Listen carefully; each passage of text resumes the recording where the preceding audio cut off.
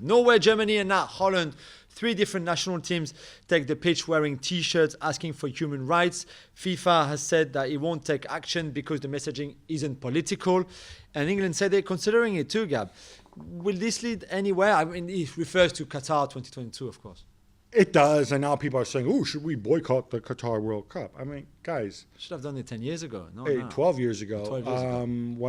When this was assigned, if you feel so strongly about it, I think you can never shine the spotlight enough on human rights. Obviously, it's not just the Qatari issues. The damage has been done. Qatar has adopted new laws. I think the focus should be on monitoring to make sure that these new laws are being implemented. They're working with organizations to do that. But beyond that, I'd love to see footballers taking a stand about this when they go back to their club sides, especially the ones whose clubs, take money from Qatar. To what point? Yeah. To what point do you want to push it? Beyond that, I'd love it in a perfect world if governments took action and made these decisions. But it's far more complex. But as far as re-emphasizing the issue of human rights, I'm all for it. I think it can only be a good thing. Completely. Sweden beat Kosovo 3-0. But Jules, I know you'd rather just talk about Zlatan Ibrahimovic's return. He says he has ninja moves. Well, yeah, and if you see the first goal, his assist is like a sort of backheel volley kind of thing where you see how supple he is, the muscles in his leg, and etc. 3 assists in 2 games now, because he gave two this time, one the one before for his return. Yeah, against Kosovo and against the Doesn't matter. He played up front with Ishak, the old one and the young one. No, I thought they did really well. But yes, Old and young, not size.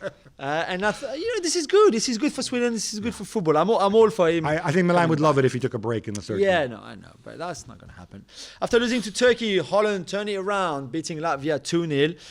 Are you going to be nice to Frank de Boer now, Gab, or would you rather talk again about how much Stéphanie Frappart, the French referee, made history? So the answer to this question was probably originally directed at you. Yeah, that's what I thought. Mean to Frank de Boer. No, it was Latvia. I could have played for Latvia. It was important to go and get the 3 points, settle things down. Stéphanie Frappart happens to be a woman who happens to be a referee. And this is good one. We want to get to the point where it becomes normal. Yeah. Look, some of you say, "Oh, you're being ageist because Mike Dean turns 52 and he's still refereeing." I suspect we'll talk about Mike Dean later. Yeah. I don't care. I just want people who are good. Exactly. Jose Mourinho has helpfully pointed out that we don't expect to discuss rocket science with the folks at NASA, but, quote, people think they can discuss football with one of the most important managers in the game, Pep Guardiola. No, he's talking about himself, obviously. Is he? Jules, it's pretty much exactly what you'd expect. Yeah, of course. Don't come to me with debate, responsibility, how bad my team is playing, because you know nothing about football, because you're not a great manager like I am. Yeah, I just want to say, I want to give a serious answer to this as well. I don't. You know what? Everybody has played football at some level. Many people have managed football at some level, even if it's just kids. The difference between this and what Mourinho does is Mourinho has more complex inputs. Yeah. The process, though, is the same, and Mourinho's better at managing those complex inputs. I have never flown a rocket ship. Haven't you? I haven't designed one. Shaka probably has. Yeah. But this is why it's such a stupid analogy. Let's just move on. It is stupid. Move on. It is stupid. Sorry, go. That's yours. Martin Odegaard and Erling Haaland had us all jumping on the Norway bandwagon.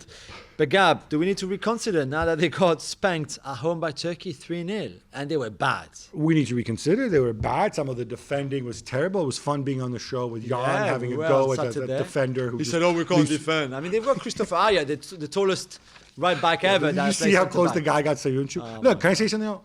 Turkey are good. They're good. Turkey are a good team with a veteran manager who knows what he's doing. So respect to Turkey, please. Yeah. Sticking with Odegaard in Holland, reports in Spain say that Real Madrid have put a €55 million price tag on Odegaard, and ESPN, Stefan Ursveld, and others reporting that Borussia Dortmund want $180 million for Haaland. Do these numbers seem right, or is it just like me saying, "Hey, you want to buy my old refrigerator? I'll sell it to you for $50,000." You know, how good is your old refrigerator? It's probably not as good as Haaland. I've got no problem with 55 for Odegaard. I think that's probably his price value. I've got no problem with Erling Haaland for 180 million, knowing that in a year time he would be worth 75 because that's when the release clause kicks in. So if someone wants to pay that and have that money, go. I think they're very talented players. I don't think you spend over if you spend that kind of money. No, like we've been through this. I think we both think Holland's going to stay at least for another year, provided they make the Champions League. Odegaard will go back to... And I think Odegaard's going to come back because the pathway is clear for him at Real Madrid. And that's what should happen. Yeah, exactly. Let's roll with the under-21s now. As you know, it's the first half of the Euros. Italy can qualify for the knockout rounds if they beat Slovenia and if Spain also beat the Czech Republic. But God, they've had some disciplinary issues. Is it 3 red cards in 2 games? No, Jules, it's not 3 red cards in 2 games. It's 4 red cards in 2 games. 4 red cards. Listen, they played all right against Spain, and Spain are talented. There's no excuse. 4 red cards in 2 games. If they continue at this pace, they won't have any players left. Tonali, Scamacca. So it's not even if they were rubbish players coming off the bench. Who was outstanding in Spain. The idiot goes and he goes to headbutt Minguez and then he throws himself to the ground. Let me tell you, you're not going to qualify now, and I can make fun of you on Thursday.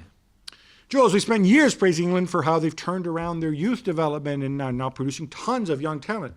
So why, after 2 defeats, is the under-21 side on the brink of elimination? Because the manager is Aidy Boothroyd. Do you remember him? Yes. No, because he was rubbish as a manager at club level anyway. Come on. Yeah, It's wonderful football. He's dreadful. The football is dreadful.